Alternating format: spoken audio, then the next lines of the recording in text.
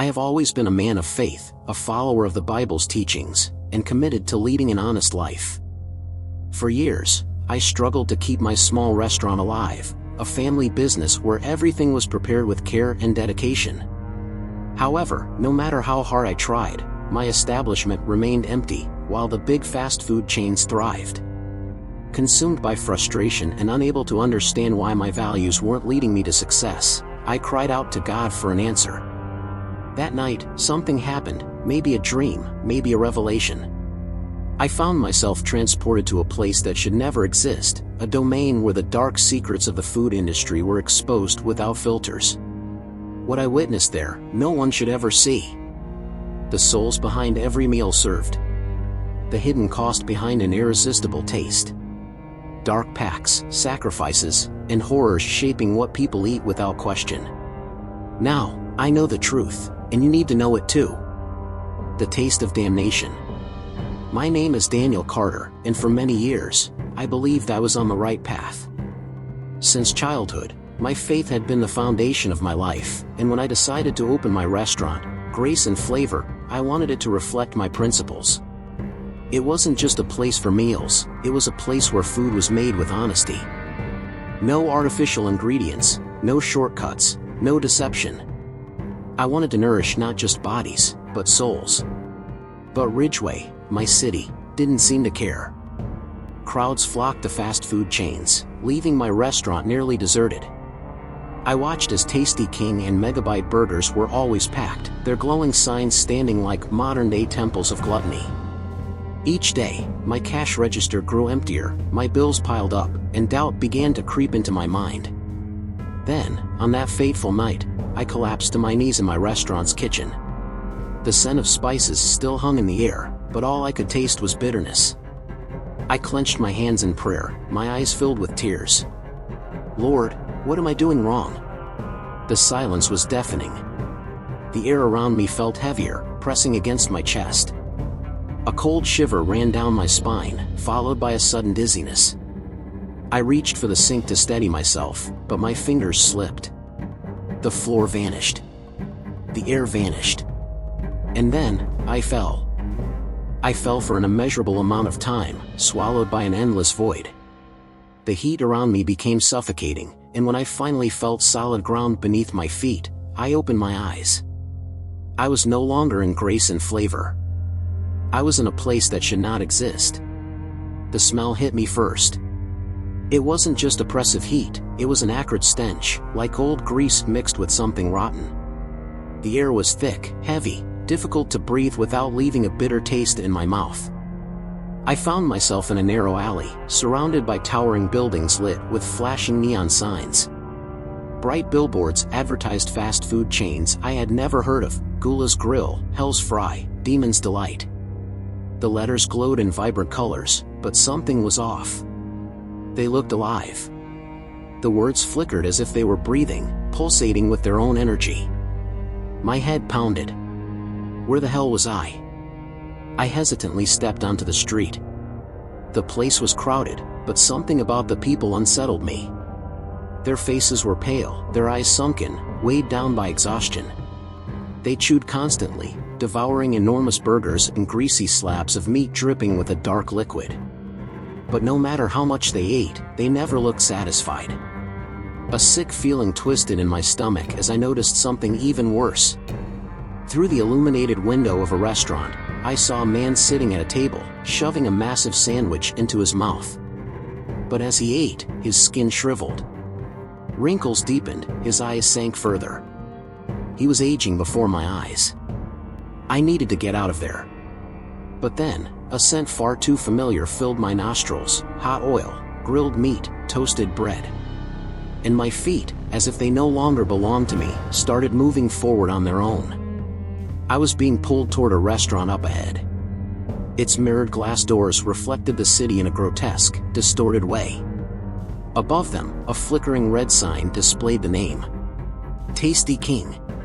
The same fast food chain that was always packed in Ridgeway. Sweat dripped down my neck. I didn't want to go inside.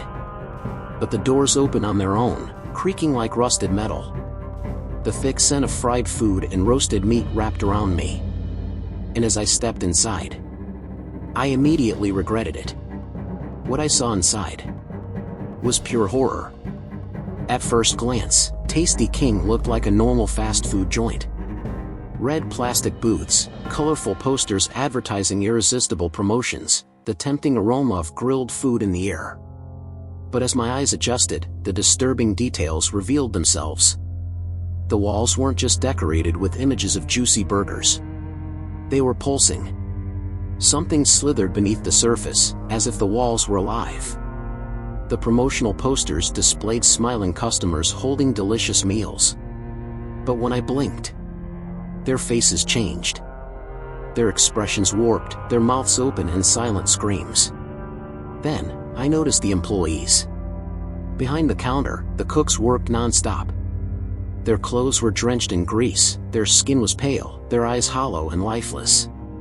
But the worst part, they didn't move like people.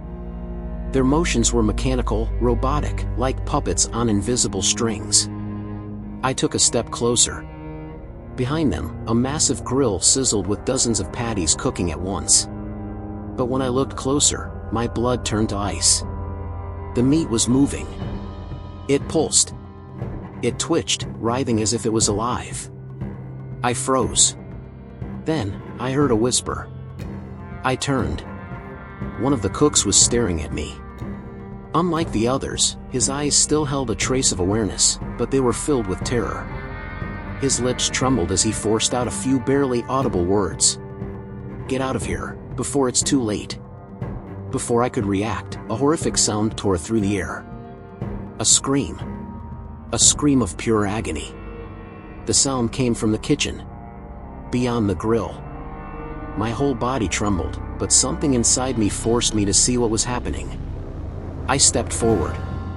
The kitchen door was right in front of me. I pushed it open, and what I saw on the other side was hell itself. Of course.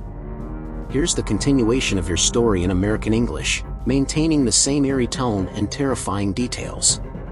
The kitchen door creaked open, and the stench hit me like a punch to the gut. Burnt meat. Rot. Rancid oil. The heat inside was unbearable, and the air felt thick, sticky, as if something unseen clung to my skin. But the worst part were the screams. Muffled, distant, blending with the relentless sizzle of frying oil and the grinding of unseen machines. The cooks stood in neat rows, hunched over the preparation tables. Their hands moved with unnatural speed, chopping, frying, shaping burgers with terrifying precision. But as I watched closely, I realized something horrifying. They weren't moving by choice. Their bodies trembled. Their lips moved, whispering incoherent words. And their eyes, God, those sunken, wide, terrified eyes revealed the truth. They were awake. Trapped inside their own bodies. Forced to cook forever. I felt my pulse pounding in my ears as my gaze drifted toward the back of the kitchen. And then, I saw it. A massive meat grinder, churning slowly. It was a towering metal structure, its blades spinning endlessly, swallowing whatever was thrown inside. But something was horribly wrong. Something impossible. The meat was moving. Before it was ground to pieces, it writhed. It fought. It knew what was happening. My chest tightened as two men, dressed in dark aprons, dragged something toward the grinder. No. Not something. Someone. A worker. A cook. One of their own. He kicked, he screamed, he begged for mercy. But the others, his fellow workers, didn't even flinch. They didn't look up. They didn't react. They just kept working. The man's eyes met mine for a brief second, wide with pure terror. "Help me. Please, no." But there was no mercy in this place. They threw him in. I saw his body hit the blades. I heard the bones snap. And the scream that followed was the worst sound I had ever heard in my life. My stomach lurched. My vision blurred. I stumbled back, struggling not to vomit. What the hell was this place? Then, I felt it. Someone was behind me. Slowly, I turned. And there he was. The man in the dark suit. Tall, impeccably dressed, his eyes as deep and endless as a black void. He watched me, his thin lips curled in a knowing smile, like a predator studying its prey. "Now that you know the truth, why not join us?" My mouth went dry. My body screamed at me to run, but I couldn't move. Something in his voice held me in place. "Success has a price, Daniel. But I can assure you." He extended a hand toward me. "It's worth every bite." For a moment, I hesitated. My thoughts spiraled. I had been struggling for so long. My restaurant was failing. I had done everything right, but people still ignored my place while these chains thrived. Was this the answer? Was this the secret to success? The air around me grew thicker, hotter. The scent of burning flesh filled my lungs. My vision darkened. And then, in my desperation, a name surfaced in my mind. The only name that could save me. I squeezed my eyes shut and, in a whisper, I muttered, "Jesus, get me out of here." The ground shook. The air became heavy, suffocating. The man in the dark suit snapped his head toward me. His eyes widened in rage. And then, everything collapsed. I was ripped backward, like a rope had tightened around my soul and yanked me out of that nightmare. When I opened my eyes, I was no longer in the kitchen. I was standing in front of a massive building. Its walls were painted in bright pastel colors, covered in cheerful images of lollipops, candies, and chocolate bars. Above it, a golden neon sign flickered. Sugar Bliss. The name seemed harmless. But my gut told me otherwise. A sickeningly sweet aroma filled the air, too strong, too artificial. It felt like a disguise. Like something rotting underneath. I hesitated. Then, I stepped inside. And that's when I saw them. Small figures, moving between the machines. Children. They carried massive sacks of sugar, pushed heavy carts filled with freshly wrapped candies. Their heads were bowed. Their tiny bodies were thin, wrapped in filthy aprons. My heart froze. They weren't playing. They weren't smiling. They weren't speaking. They worked in absolute silence. And then, a voice shattered the quiet. "Faster." Every second wasted is a piece of candy missing from the shelves. I turned out a tall man, dressed in a long black coat, walked between the children. His face was covered by a white mask. And in his hands, he held something that made my blood run cold. A whip. My fists clenched. One of the kids, a frail little boy, stumbled, dropping a tray of caramel candies. His hands shook as he scrambled to pick them up. But he wasn't fast enough. The whip snapped through the air. The sound was deafening.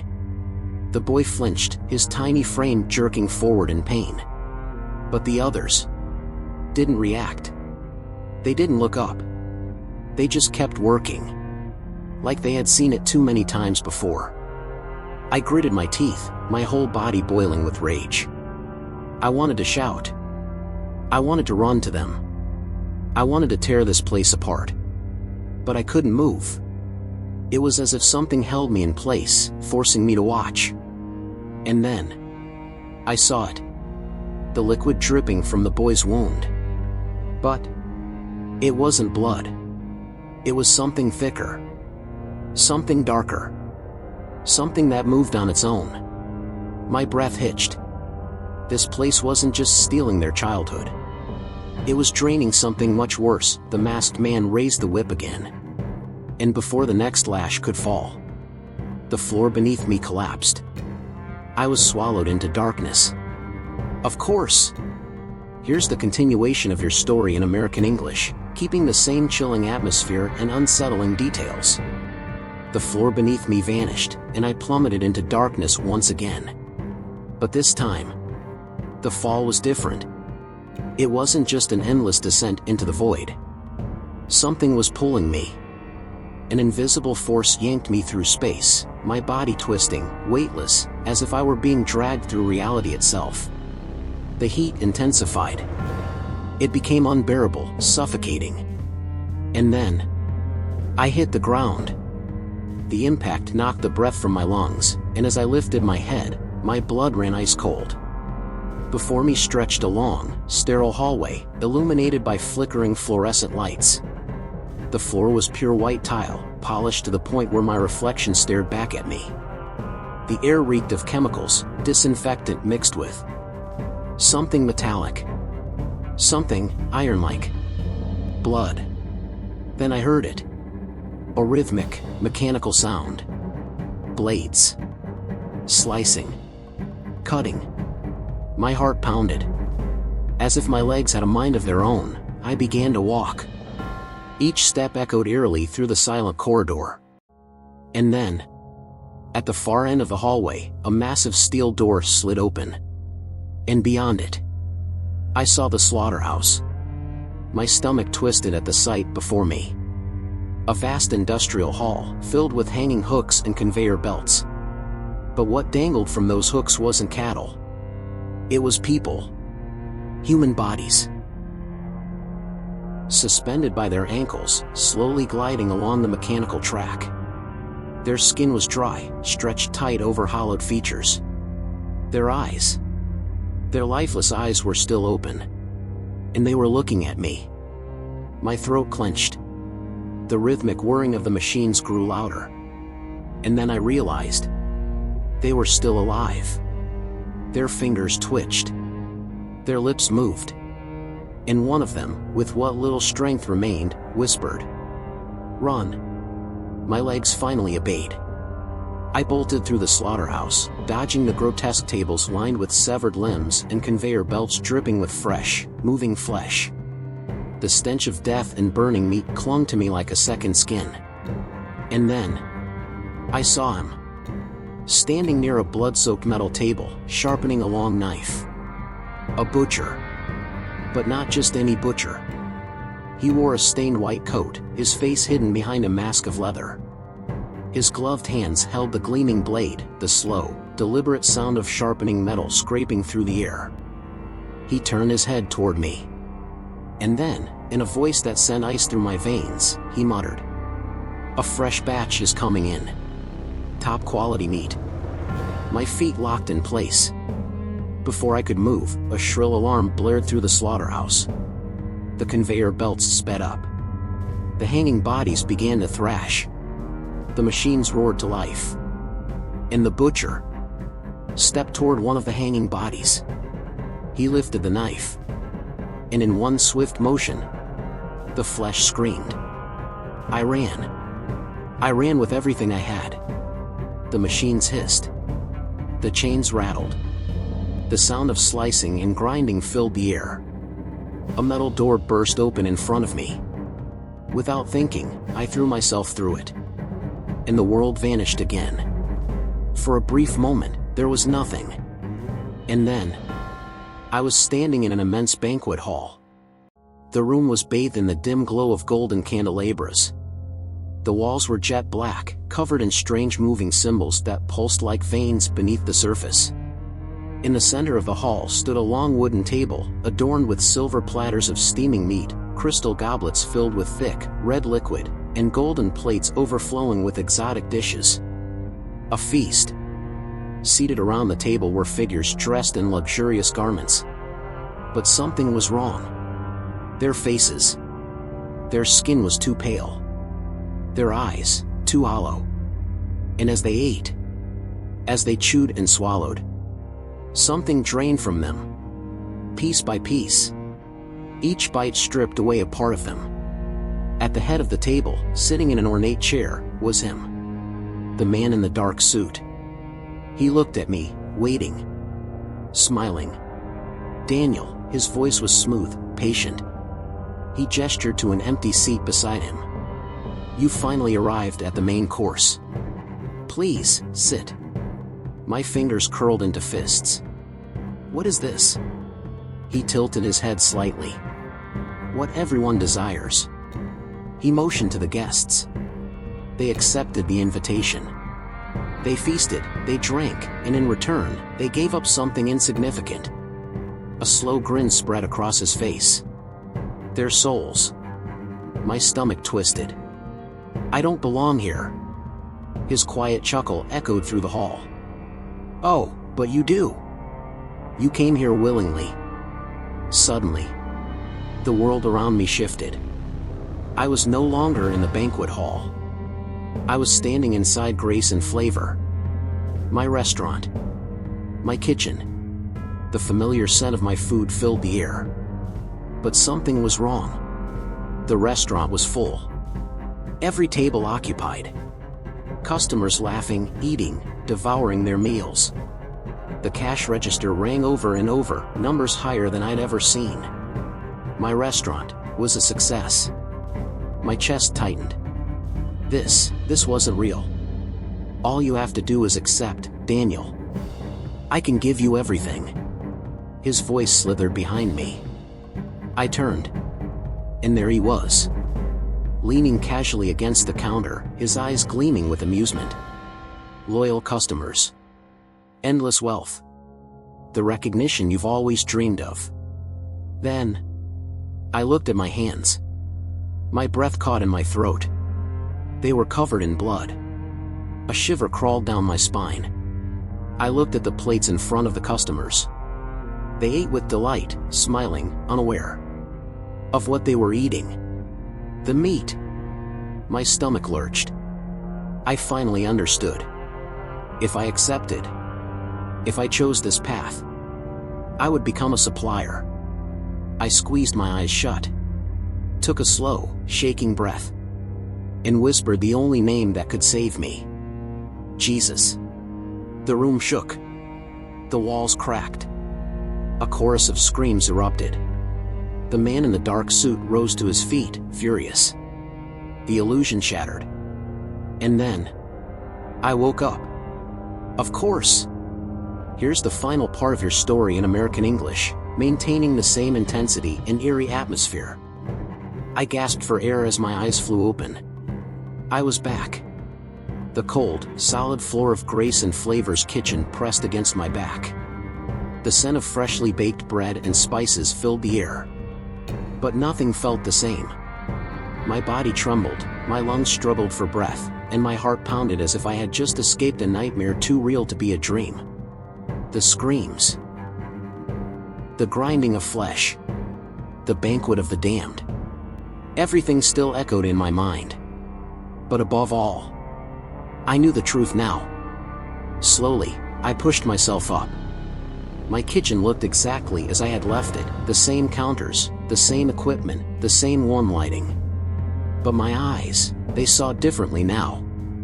I wiped a trembling hand across my face, trying to process everything. I had seen the deals. The sacrifices. The industries built on something more sinister than just hunger. I had almost been consumed by it. But he pulled me out. And now, the decision was mine. I walked toward the glass door leading to the street. Pressing my hand against it, I looked outside. The world continued as if nothing had changed. People walked the streets, holding their coffee cups, paper-wrapped sandwiches, brightly branded fast food bags. They had no idea. They didn't see what I had seen. But I had. And what was I supposed to do with this truth? I turned back to my restaurant. My ingredients. My recipes. I already knew what I had to do. That night, I made my choice. Grace and Flavor would never serve anything tainted again. Everything that wasn't pure, wasn't honest, was thrown out. Every processed product, every questionable supplier, every shortcut to profit, gone. I sought out local farmers. People who grew food with their own hands, without hidden deals, without contamination. Nothing poisoned. Nothing compromised. The first few days were brutal. Customers complained. Some laughed. Others mocked me. People want cheap, fast food, Carter. You'll never survive. But I knew the truth now. I knew what was hidden behind cheap and fast. And then, something strange started happening. Customers came back. Some told me they felt different after eating here. That their sleep improved. That their headaches disappeared. That the food just tasted real. They couldn't explain it. But I could. I had broken the cycle.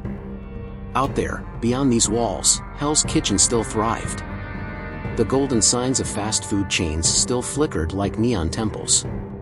The intoxicating scent of their perfect meals still filled the streets. But for some people, it would never taste the same again. One cold night, as I was locking up the restaurant, he came back. The man in the dark suit.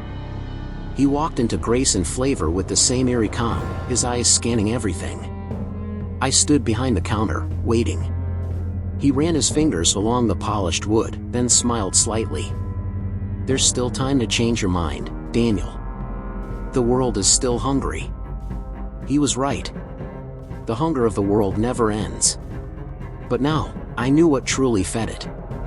I crossed my arms and met his gaze. "No one eats your food here." For the first time, his smile faltered. A long silence stretched between us. Then, he tilted his head slightly, as if studying me one last time. "This isn't over." He turned and walked toward the door. The moment he stepped outside, he vanished into the crowd. And I knew. He was right. The war wasn't over. It had only just begun.